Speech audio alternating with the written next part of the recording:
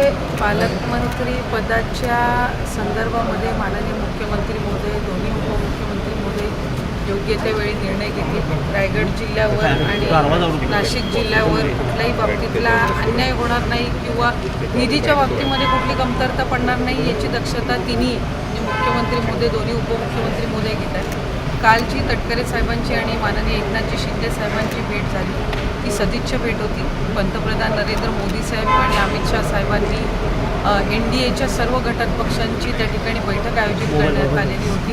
त्या बैठकीमध्ये सहभागी होण्यासाठी ही नेते मंडळी त्या ठिकाणी होते आणि सदिच्छा भेट झाली. पालकमंत्री पद असेल, इतर काही याच्यामध्ये त्या संदर्भामध्ये काही चर्चा असण्याचं काही कारण नाही. कारण महायुतीचे घटक पक्ष म्हणून किंवा महायुतीचं सरकार म्हणून फक्त एक पालकमंत्री पदच नाही, तर त्याच्यातला त्या एक संबंध याचा एक भाग आहे. पण ते काही संपूर्ण महायुतीच्या संदर्भातली काही एक मी काय अशी मोठी अडचण आहे असं त्या ठिकाणी काही समजत नाही.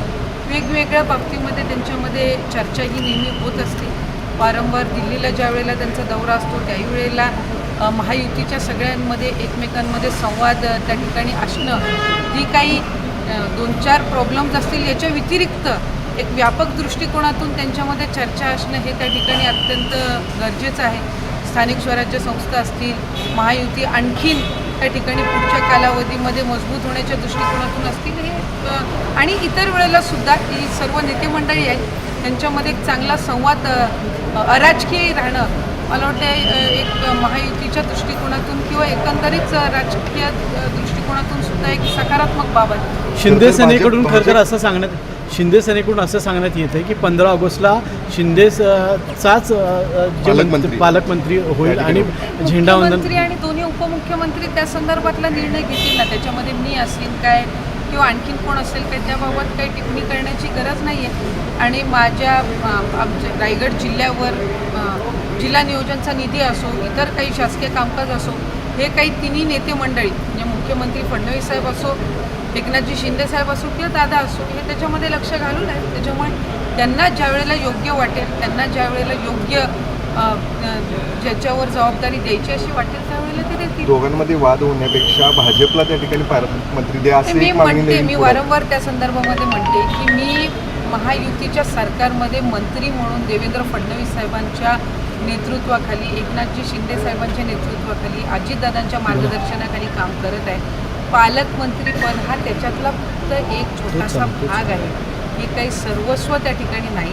त्यामुळे त्या संदर्भातला योग्य तो निर्णय राज्याचे आमचे कितीही नेते मंडळी घेतील. आम्ही 2 दिवसापूर्वीच साधारणपणे जाहीर केलं की रक्षाबंधनच्या पार्श्वभूमीवर त्याच्या पूर्वसंध्येला लाडकी बहीण योजनेचा जुलै महिन्याचा हप्ता हा वितरित होण्याची सुरुवात होईल. कालपासून ती सुरुवात झालेली आहे.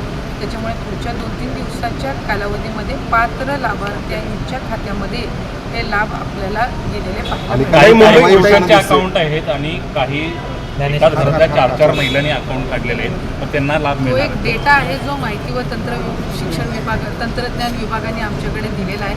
त्याचा संपूर्ण त्या ठिकाणी 15 दिवसाचा कालावधी ही साधारणपणे आम्हाला ग्राउंड लेवलची स्क्रुटिनी करायला लागणार आहे आणि तो कालावधी झाल्यानंतर तो आकडा किती आहे हा त्या ठिकाणी निश्चित करता येईल.